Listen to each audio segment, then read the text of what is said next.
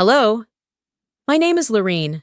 3 years ago, while I was lying in a hospital bed, unable to speak, barely alive, my sister emptied my bank accounts, forged my name, and started selling everything I'd ever worked for.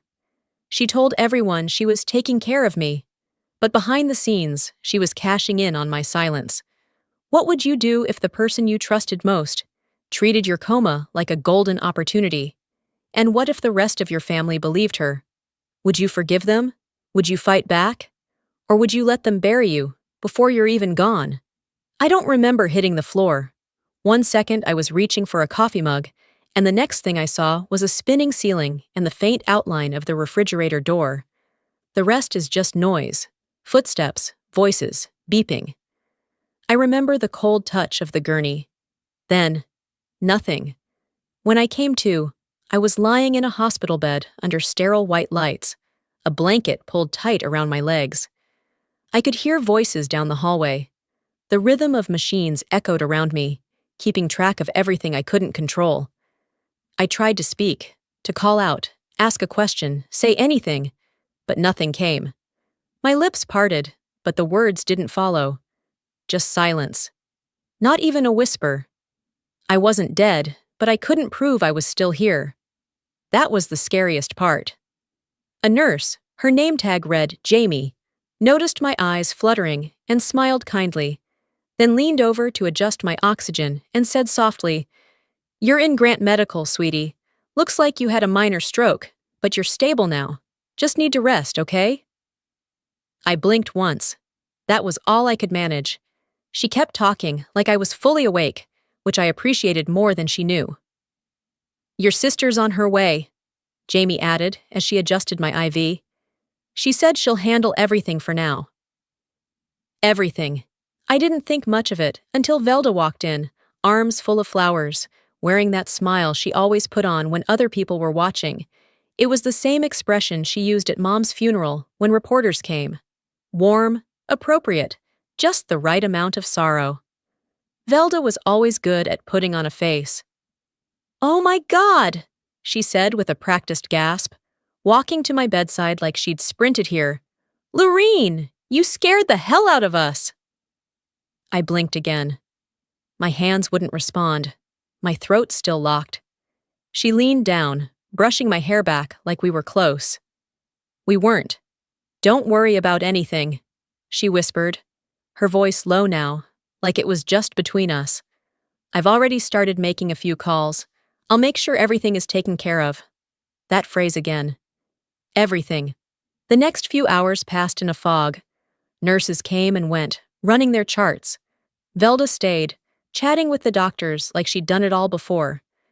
She corrected them on details of my medical history. She answered questions about my insurance, my emergency contacts. By mid-afternoon, she was listed as my primary contact in the system. I watched it all unfold, helpless. She wasn't crying, not once. That evening, when Jamie returned, I motioned toward the phone on the wall with a slight tilt of my head.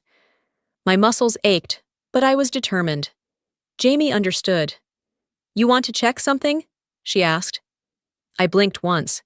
She helped prop up my phone on a tray table and opened my banking app. Slowly, clumsily, I tapped in my password with shaky fingers. The screen loaded. My checking account balance blinked back at me. $47.82. I blinked again. Once, twice. Refreshed the screen. Same number.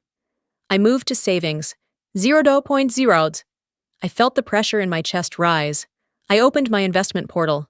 Two-factor authentication blocked me. I'd never set that up. My heart pounded. Not from the stroke. Not from fear. From clarity. Something was very, very wrong. I looked up at Jamie, my lips trembling, unable to form the words I needed. "I'm sure it'll all make sense soon," she said, mistaking my look for confusion. She patted my hand gently. "Your sister said she's handling things. You just focus on resting." I stared at the ceiling above me. Those little squares, the acoustic tiles, suddenly became a grid, one I was trapped beneath. I waited. The next day passed. No call from my father, no text from my cousin, nothing from my neighbor, Ellen, who never missed a chance to check in. My phone showed nothing but spam calls and a single message. From Velda. Rest. We'll handle everything. That word again. It echoed in my mind like a curse. Everything. That's what she wanted. She didn't think I'd wake up. She was acting like I never would. And no one was questioning her. Not the hospital, not the family, not the bank, clearly. As if I had already disappeared, and she was just cleaning up. I wasn't gone. Not yet. I stared back up at the ceiling and let one thought burn a hole through the fog still clinging to my mind. The thought kept looping in my mind as night fell, like a slow drip from a leaky faucet. Constant, unavoidable. I wasn't gone, not yet. But I had a sinking feeling Velda was already living like I was. The next morning, a nurse came in to check my vitals.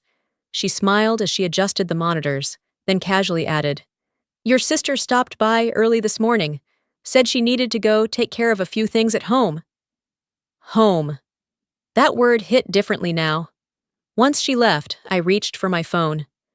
My hands still trembled, but I managed to unlock it. No missed calls, no texts, just a string of unread notifications from Facebook. I tapped one open and nearly dropped the phone. There I was, my own face. An old picture Velda must have dug up from some Christmas dinner years ago. The kind where we sat at the same table but barely exchanged a word. In the photo, I was smiling. I remember it clearly because that smile was for a neighbor who'd told a joke, not for Velda. And now it was being used as bait. My brave little sister, still fighting. Please keep her in your prayers. We're doing everything we can to save her. Hundreds of likes, dozens of comments. People I hadn't spoken to in years were pouring in sympathy for Velda, praising her strength, calling her a saint. And at the bottom, a link. Help me save my sister. GoFundMe. She wasn't just mourning me preemptively, she was monetizing it. I opened the link. The campaign had already raised over $18,000. The description was filled with poetic phrases Velda couldn't have come up with on her own. Every dollar helps. Hospital bills are piling up. I've left work to care for her full time.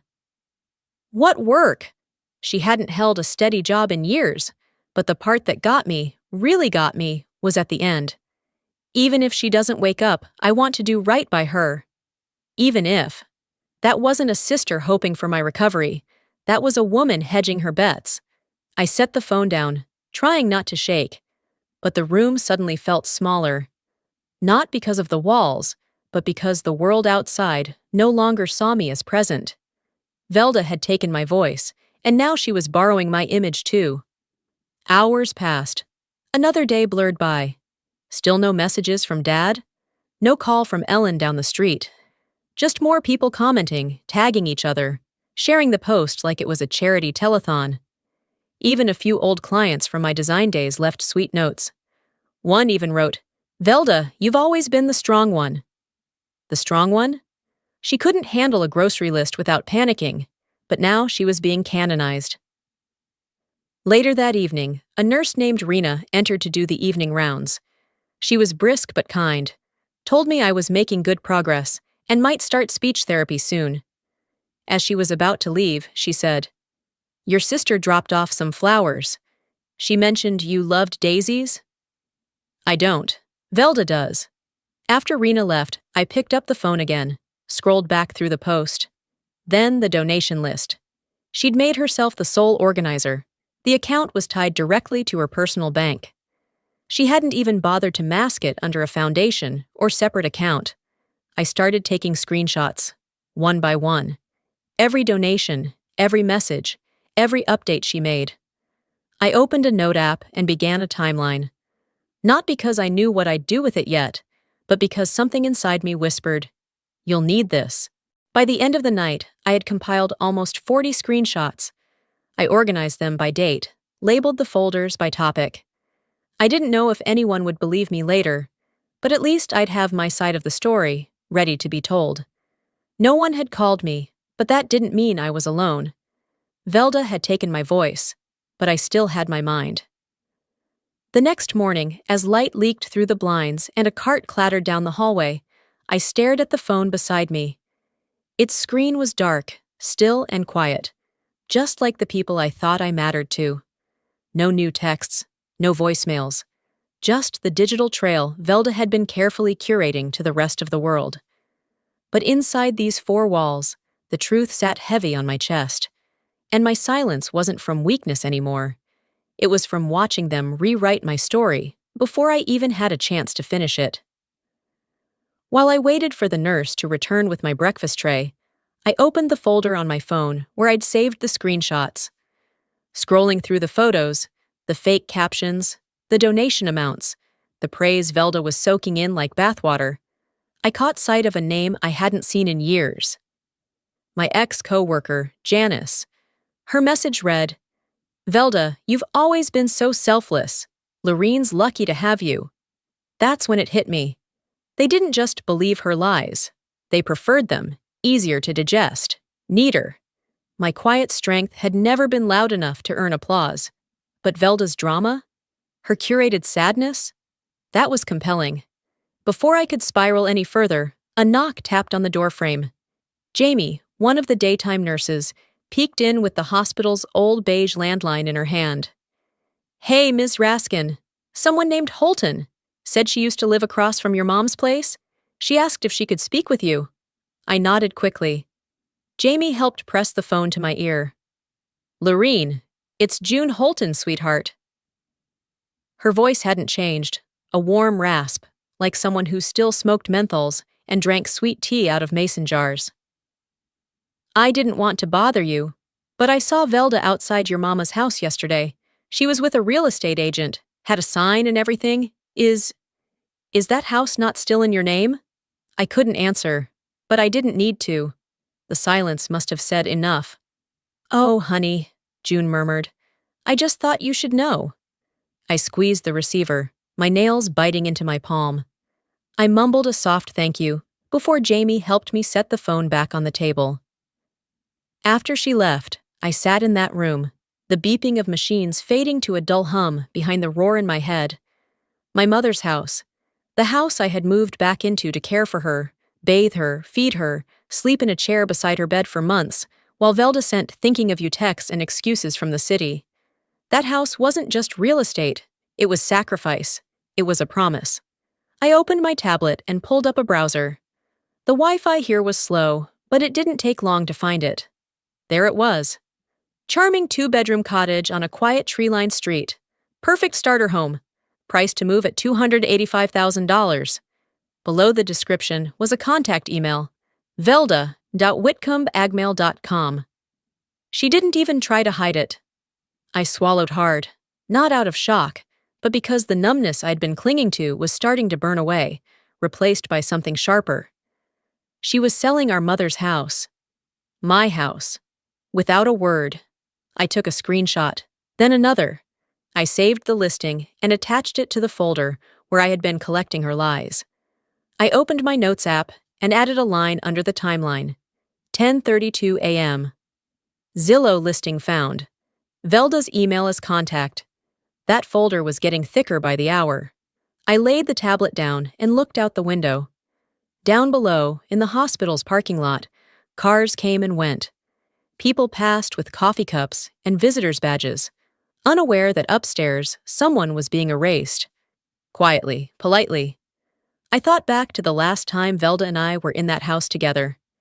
It was the week before Mom passed. Velda showed up for exactly 2 nights. She brought wine, told stories, laughed too loud. She barely noticed the smell of medication in the air or the sound of the oxygen machine cycling through its labored rhythm. And when she left, she kissed Mom on the cheek and whispered, "Let me know when it's over." But I stayed. When Mom stopped eating, when her hands curled up from arthritis, when she confused me with Velda, when she finally slipped away during a rainstorm, her hand in mine. I stayed. Velda wasn't there for the hard parts. She didn't earn that house. But now she was pocketing it like spare change.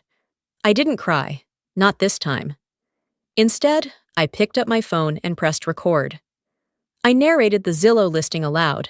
then added a voice note about June Holton's call. I explained the house's significance, the care I'd provided, the lies being stacked against me. I saved it all.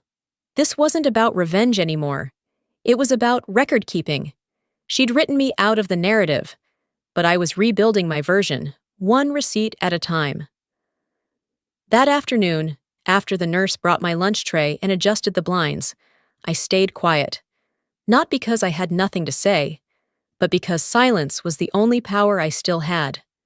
I let them all believe I was too foggy, too frail to notice anything. I wasn't. My speech hadn't returned fully yet, but my mind, sharp. Maybe sharper than before. As the machines beeped steadily beside me, I used one finger to open my email, slowly swiping through old financial messages, anything that might help me piece things together. I wasn't sure what I was looking for until I saw it. A subject line. Confirmation of new power of attorney, approved. My breath caught in my throat. I tapped it open with my trembling hand. It was from my investment firm. The attachment was a PDF, a signed document showing Velda as my legal representative, with full control over all my assets. It had my signature, my name, in my handwriting. Only I never signed it. The date? The same day I was admitted to the ICU. I stared at the screen, my heart pounding, not from fear, but clarity. I zoomed in on the signature.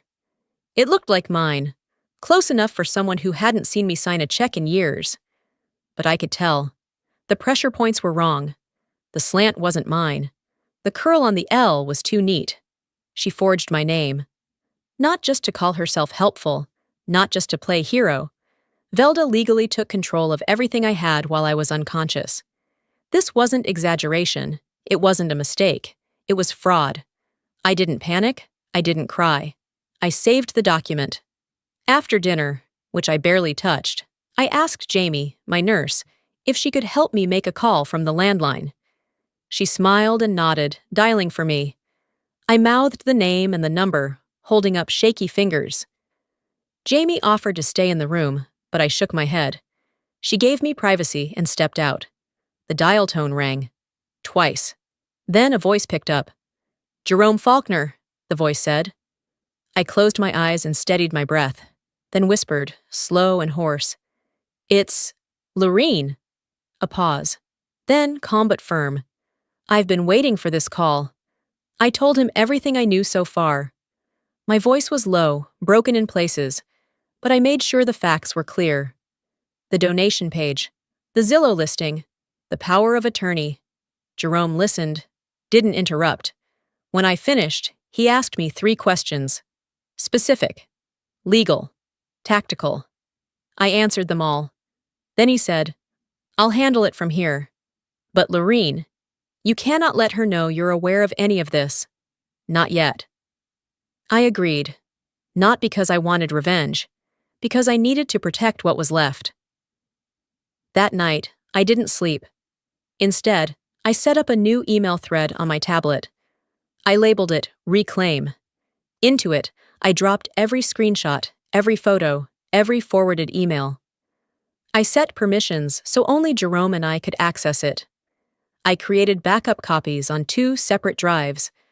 While the hospital lights buzzed overhead and the hallway fell silent outside my door, I crafted the beginning of something new. A quiet record, not of pain, but of proof. Velda had always been sloppy when she felt victorious. She thought she had won, that I wouldn't recover, that if I did, I'd be too disoriented to do anything about it. She was wrong. Jerome started by flagging my bank accounts and investment portfolios. He contacted the institutions directly, leveraging our long-standing power of attorney agreement, the real one, drafted years ago when I was healthy and clear-minded. The institutions responded quickly. 2 of them had already noticed unusual activity. One had denied a recent transfer request from Velda, citing signature inconsistencies. Jerome told me he was requesting documentation under subpoena, preparing a civil injunction if necessary. I didn't need to understand every step, just that the wheels were turning. Later that week, Jamie mentioned that Velda had stopped calling the nurse's station. She said she's been too busy managing things, she laughed. I smiled, but only on the inside. Velda had no idea. She thought she'd taken me out of the picture, but in reality, I was stepping behind the curtain, preparing the kind of response that doesn't make noise, but lands hard. Before I closed my eyes that night, I typed a single line into the top of the reclaim email chain. If she takes one more step, the trap will close, and I won't be the one bleeding. Morning sunlight pushed through the slats of the blinds, painting faint lines across the foot of my bed. It had been days since I'd spoken a full sentence, and somehow that quiet gave me more power than 1,000 arguments ever could. The silence wasn't empty anymore. It was loaded. Jamie came in mid-morning with my meds and a new nurse trailing behind her, a soft-spoken guy named Jasper. He was young, maybe early 30s, but carried himself like someone older, quiet, efficient, not the chatty type, which I appreciated. As he checked the monitors and made notes on his tablet, he smiled politely and said almost offhandedly, "We adjusted your resuscitation status back to full code yesterday." I blinked. Full code? I hadn't known it had been anything else. He must have noticed the shift in my expression, because he stopped writing and looked directly at me. "Your sister had previously signed a DNR form on your behalf," he said carefully. "Do not resuscitate. Said you two had talked about it. But when your neurological assessments started to improve, we reviewed everything and updated it. Just so you know." I stared at him, unmoving. She signed a DNR. Without my knowledge. Without my consent. And she told them we'd discussed it. We hadn't. Not once. I gave Jasper the smallest nod I could manage, then closed my eyes. Not from fatigue, but to steady the fire now rising in my chest. That woman had walked into this hospital, looked the staff in the eye, and told them to let me die quietly. This wasn't just about money anymore. This was survival. By early afternoon, I was able to hold the hospital tablet long enough to check my encrypted email again.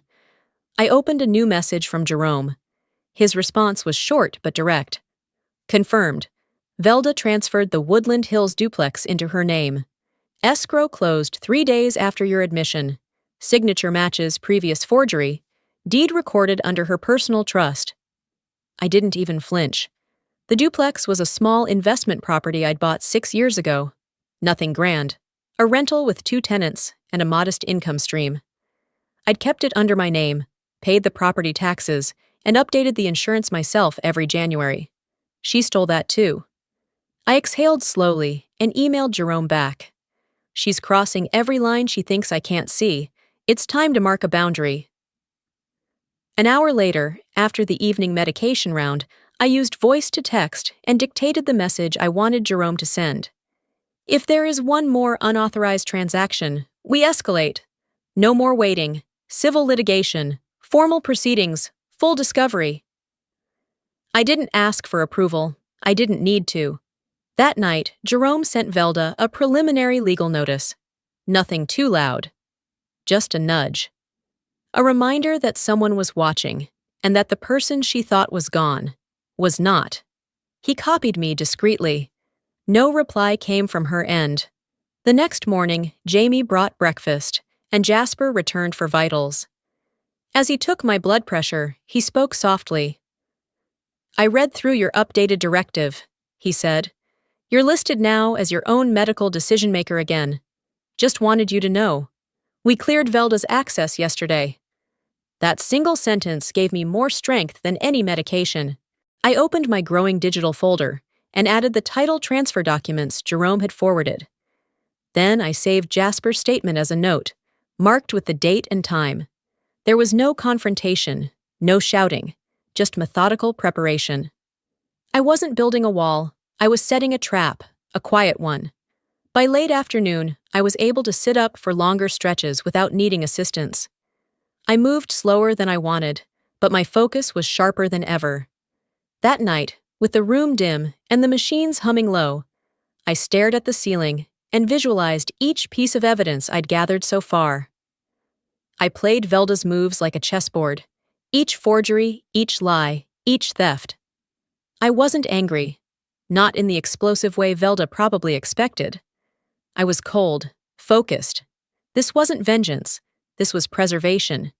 When Jamie came in to check on me before her shift ended, she leaned over and said gently, "You've been real quiet lately. I don't know if you know this, but quiet people usually come back with a roar." I smiled. Only on the inside. Because I wasn't roaring. I was listening. To everything she thought I'd miss. Every careless step. Every smug assumption. Every time she said, "Don't worry, I'll handle it." Velda didn't know it yet, but the line had already been drawn. Not in ink, not in blood, but in cold, documented precision. The next morning came quietly. The nurses moved through the halls like shadows, their shoes barely audible on the polished floor. The usual hospital murmur was comforting in its own strange way. Steady, predictable, unlike the storm brewing just outside these walls. Jerome's call came just after breakfast. Jamie had just cleared my tray when the hospital landline rang. She handed it to me with a wink and a whispered, "Same guy?" I nodded, holding the receiver with both hands. My grip steadied the second I heard his voice. "She did it again," Jerome said, not bothering with greetings. "Life insurance, your father's. She filed a beneficiary change, removed you and Daniel, listed herself as the sole recipient." My jaw clenched, but I didn't interrupt. The form was processed through a Cleveland agent. She used the hospital POA again, same forged copy. But this time, the agent flagged something. "We're following the thread now." I leaned back into the pillow, eyes fixed on the ceiling tiles. It was like watching someone walk deeper into a trap they didn't know was there. She kept going, not because she needed to, but because she couldn't help herself. Jerome continued, "We're compiling everything, but this one's going to hit harder than the last." I didn't say a word. I didn't need to. By midday, he emailed me a link, private, password protected. Surveillance footage from the investment office where Velda had handled the property transfer weeks earlier. I tapped the video open on the hospital tablet. There she was. Velda in a too-neat blazer, smiling like she owned the building. A man in a gray suit followed close behind, middle-aged, balding, carrying a leather briefcase. Jerome later identified him as a legal consultant, not a licensed attorney.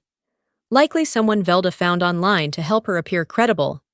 In the video, she handed over a document folder. The receptionist scanned the paperwork and pointed to a signature line. Velda didn't hesitate. She mimicked my name, almost too perfectly, and handed it back. I watched her fake my signature without flinching. Fraud, clear as day. Not a misunderstanding, not a mix-up, fraud. I closed the tablet and set it down gently. Later that evening, after shift change, the new nurse helped me sit upright. I asked for privacy again and turned on the recorder app on my phone. I watched the surveillance footage a second time, this time narrating it for my own records. "She's walking in with intent," I said. Not nervous, not rushed. She knew exactly what she was doing. When I finished, I filed the recording into my digital folder under a new title, Final Straw. The next morning, Jerome called again. "We're ready," he said. "Time to send the paperwork." And just like that, the line was crossed. That afternoon, Velda received a hand-delivered cease and desist.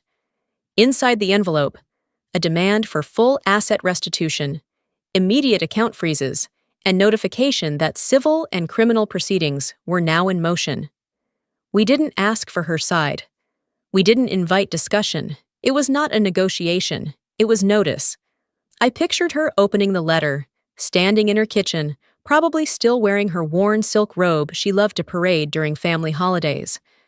I imagined her face falling as she read the legalese. The slow realization that she wasn't invisible anymore, that the person she thought she'd erased had returned in the most inconvenient form possible. Undeniable evidence. She didn't call, didn't text. For the first time since I'd landed in that hospital bed, Velda went quiet. I didn't celebrate. There was no victory dance, no dramatic music cue. Instead, I took the signed affidavit Jerome had faxed for my records, folded it neatly, and slid it into the drawer next to my bed. Not because I needed to hold it, because I wanted to remind myself, this wasn't about punishment. It was about truth. And for the first time in weeks, I finally felt it settling into place. The next afternoon, just as the sun began to lower behind the brick buildings outside my window, my phone buzzed. Not a call, just a text. It was from Tallis, my cousin, one of the many people who had liked and shared Velda's updates without hesitation. "Lorene, can we talk?" I stared at the message for a long moment. Then I replied with a single word. "Yes." We arranged for a call. Jamie helped connect us through the hospital's secure line later that evening. When Tallis's voice came through, it carried a nervous energy I hadn't heard since we were kids sneaking sodas behind Grandma's back. "I don't know what's true anymore," she said without preamble. I supported her because, well, she made it sound like she was all alone in this, like she was fighting for you. I didn't respond. I let the silence do the work. That was until she said something yesterday that didn't sit right. We were talking about estate stuff, hypotheticals, and she said, "Lorene can't speak. She won't even know what's been moved around." Tallis paused. "She said that, Lorene, like it was just normal." My chest tightened, but my tone stayed even. I whispered, "Can you send me anything?" 10 minutes later, she texted over screenshots, messages between her and Velda, casual, careless, damning. Velda had bragged about wrapping things up before I even regained full consciousness. That night, I looped Jerome in. I told him about Tallis. He didn't hesitate. "She'll be part of the meeting." "The meeting?" I asked. "We're setting one up," he said. "Formal mediation. You'll attend via video call. I'll be there in person. We're also inviting Edwina Carr." That name made me sit up straighter. Edwina was my mother's oldest friend, the kind of woman who remembered everyone's birthday and still sent handwritten cards. She'd been at our house the week before Mom passed, when Velda showed up briefly and left early, as usual. Jerome continued. "Edwina said something you need to hear yourself." By Friday morning, we were ready. Jerome wheeled in a hospital-grade tablet and set it on the rolling table at my bedside. Tallis was already logged into the video call, seated in what looked like her home office. She gave me a tight, awkward smile, like someone sitting on both guilt and relief. Next to her was Edwina. Older now, with snow-white hair pulled into a tight bun, she still held herself like a schoolteacher who didn't tolerate nonsense. She nodded at me through the screen. Then Velda arrived. The screen shifted to a new camera angle, Jerome's office. Velda walked in wearing a navy blue suit that didn't fit her quite right. Too tight at the shoulders, too stiff at the waist. She didn't say hello. She sat down across from Jerome with that same look she always wore in public, calculated poise. "I don't see the point in this," she said as she smoothed her jacket. "I've already explained everything in writing." Jerome didn't respond. Instead, he pressed a button and began playing the file. The video flickered to life, grainy but clear. It was my mother, sitting in her old armchair, the one by the window with the frayed edges. Her voice was softer than I remembered, but her words were clear. "Velda," she began, looking directly into the camera, "this isn't your house. And the money in those accounts, it's not yours. I've already told my attorney. Everything goes to Lorene. She was the one here. She was the one who stayed." Silence fell in the room, both in Jerome's office and on the video call. Velda's jaw tightened. She looked down, then back up, lips pressed into a thin line. "I never saw that video," she said, voice clipped. Edwina leaned forward, her voice calm but firm. "You did. I handed it to you myself. You said you'd give it to the lawyer." Velda's face went pale. Jerome didn't let the silence stretch too long. He opened the folder in front of him and began laying out documents one by one. "Forged POA." He slid it forward. Falsified DNR request. Unauthorized property transfer. GoFundMe proceeds pocketed directly. Life insurance beneficiary changes using falsified documents. Each sheet of paper fell like a stone between them. Velda looked like she wanted to scream, but she didn't. She blinked rapidly, as if trying to keep her composure from shattering on camera. "I want this stopped," she hissed. "This is a setup." Jerome didn't flinch. "This is evidence." She stood suddenly, knocking her chair back. "You're all turning against me," she spat. "You have no idea what I've been through. You think I wanted this? I did what had to be done. Someone had to handle it all while she gestured toward the screen, toward me. While she couldn't. Tallis muttered, "That's not handling. That's stealing." Velda turned sharply to the screen. "You're nobody in this." "And yet," Jerome cut in, "she's here. And she has the screenshots, and the texts, and the testimony." Velda stood there, breathing hard. Then, she sat. Slowly. Quietly. Like the air had finally left the room. Jerome didn't gloat. He simply slid one last folder across the table. "This is our civil case file. You may respond through your counsel." I didn't say a word. As the call ended, I didn't look back. I touched the edge of the tablet, once, and turned it off. After the screen went black, I sat in silence, letting the stillness press around me like a weighted blanket. Not heavy, but grounding. The kind that holds you down just enough to remember you're not floating anymore. It was over, or at least the part where Velda got to speak without being challenged.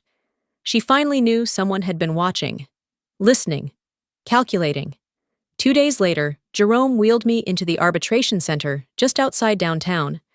It wasn't a courtroom, not exactly.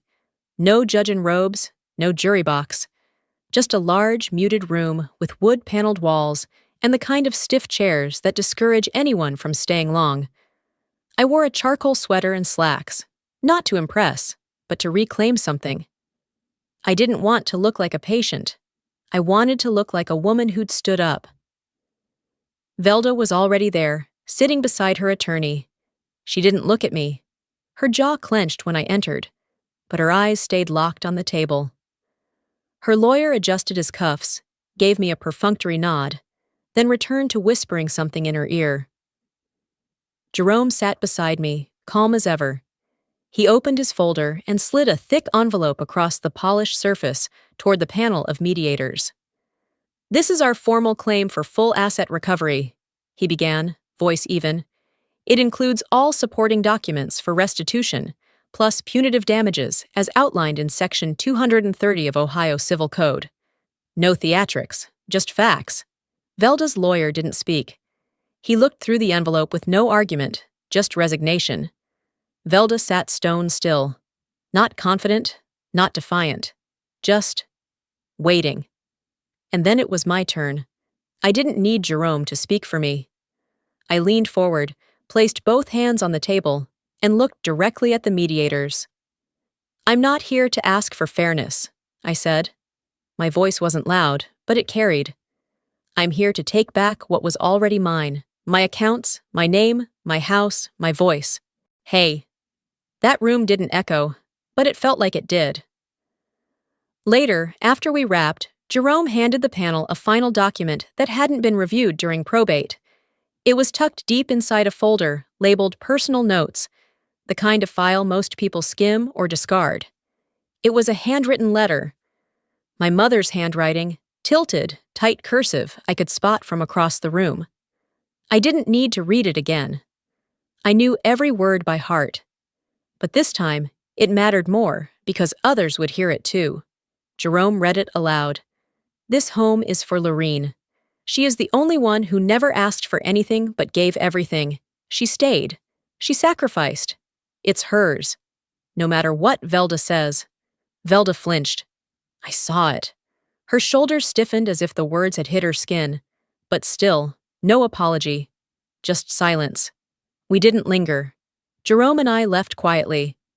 Outside, A light breeze tugged at the hem of my coat as we crossed the parking lot. No reporters, no cameras, just sky, open and clear for the first time in a long time. That afternoon, Velda got a phone call she hadn't expected. The prosecutor's office. Apparently, when you use a forged medical directive to alter legal documents, when you reroute donated funds from a fake campaign, and when you file beneficiary changes under false pretenses, people pay attention. The civil case had triggered a criminal investigation. I didn't see her when it happened. I only heard about it later, how she collapsed in the courthouse hallway, knees buckling, mascara streaking. Not because she regretted it, but because, for the first time, she couldn't control what happened next. She called Jerome's office. He didn't answer.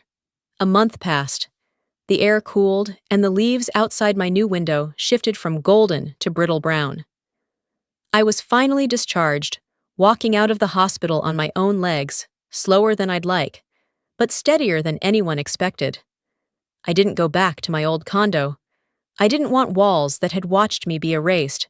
I moved into my mother's house, legally mine, restored in title and deed. The kind of quiet that filled it wasn't empty. It was earned. There were no throw pillows arranged by Velda, no wine stains on the kitchen counter from her brief, dramatic visits. Just me. I unpacked slowly, room by room. I saved the photo for last. It was the only one Velda hadn't stolen in her sweep of personal things weeks ago. Just me and Mom on the back porch, laughing. No filter, no staging. I hung it in the hallway near the door. That evening, I opened the front window and watered the geraniums. The porch creaked under my step, something I'd been meaning to fix but hadn't. The neighborhood was quiet, just the soft sounds of leaves brushing against each other and the occasional car passing by. Then my phone buzzed. I didn't need to check the screen to know who it was. The area code gave her away. I let it ring. Then I turned the phone face down and sat on the porch, watching the last of the light settle behind the trees. The phone didn't ring again that night. The following morning, I fed my dog, Max, a beagle mix with too much bark for his size, then stepped out to grab the newspaper. The porch boards still creaked under my feet, but they sounded less like a burden now, and more like an old friend reminding me I was home. 3 years had passed since I walked out of that hospital on my own 2 feet. The scars had healed, most of them anyway. I taught watercolor twice a week from the sunroom Mom used to keep her quilting machine in. The smell of turpentine and paper filled that space now, not the hush of illness. Life had settled into a quieter rhythm. Not lonely, just quiet enough to hear myself think again. It was on a Thursday, somewhere between lesson prep and sweeping the porch, that the knock came. Soft, hesitant. 2 short taps, then a pause. I knew before I opened the door. She stood there in faded jeans and a weathered windbreaker, eyes sunken a bit deeper, shoulders slightly slouched. She looked smaller than I remembered, not physically, but in presence. Time hadn't been gentle to her, and I didn't mean the years. I meant the weight of living in a world where the lies eventually stopped working. I came to say, "I'm sorry," Velda said.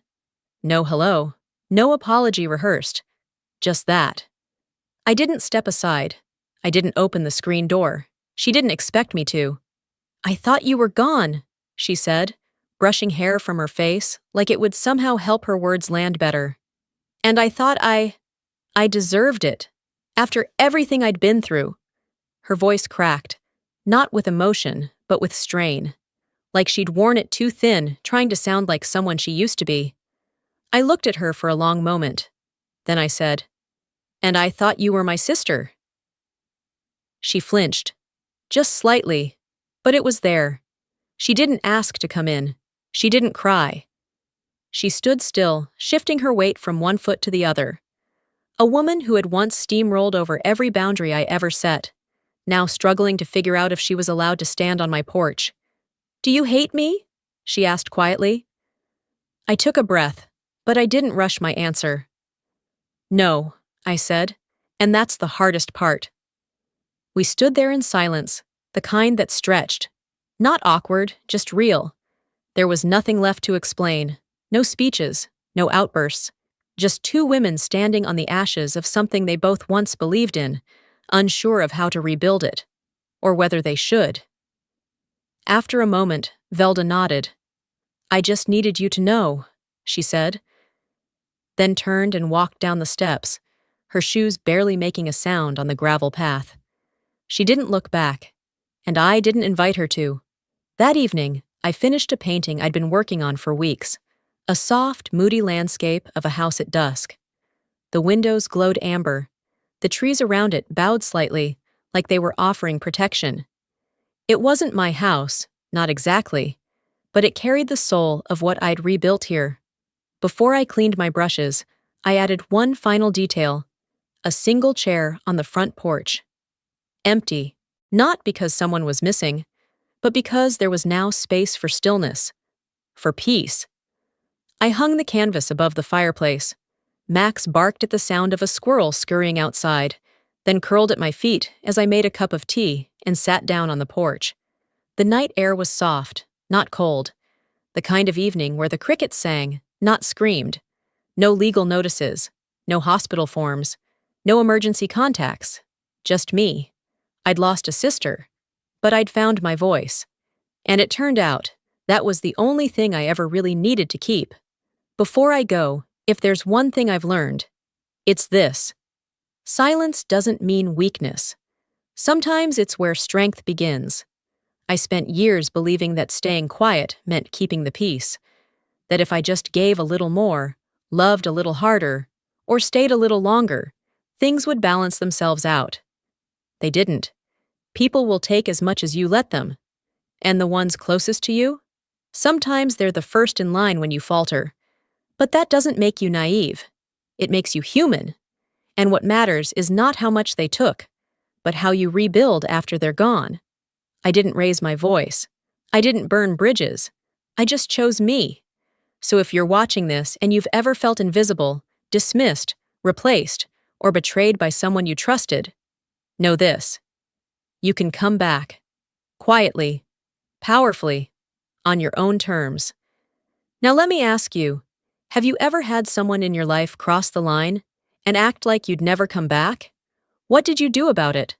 Or are you still holding your truth inside, waiting for the right moment to speak? Drop a comment below. Let me know where you're watching from, or just type 1 if this story reached a part of you that still needed to be seen.